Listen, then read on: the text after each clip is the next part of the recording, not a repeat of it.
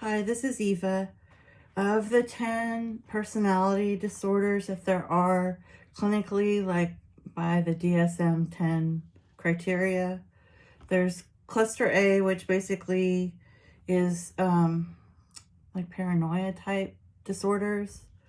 So it consists of, sorry, I have to look at my phone because there's so many. Paranoid personality disorder, schizoid, which I always think is a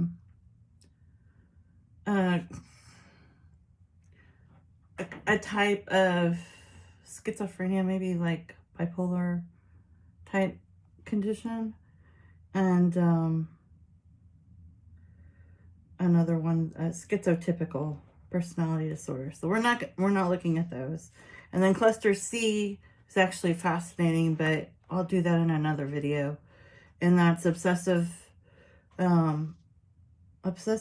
compulsive personality disorder, avoidant personality disorder, and dependent personality disorder, which obviously that would be like more codependent behaviors. But the one that we're going to look at is cluster B. I think it's the most pertinent one. It's like the one that gets used the most in practice when you're out in the field. Cluster B.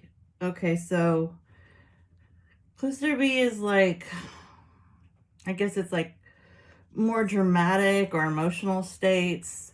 Usually it's marked by erratic behavior, emotional outbursts. I wouldn't say violence per se, but I would say episodes of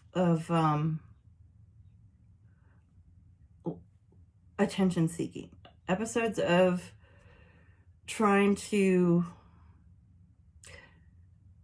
convince other people of how you're feeling and why it's urgent, I suppose would be. So it's like, it's very much not like a disorder where it's just like one person by themselves, you know, even though they might be for a while.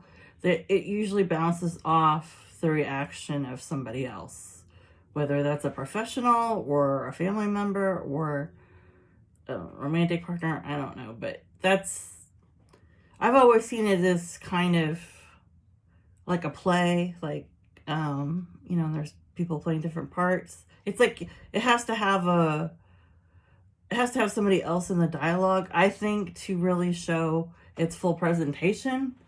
Although, you know, that person might be all worked up because they were left alone at a time that they felt abandoned.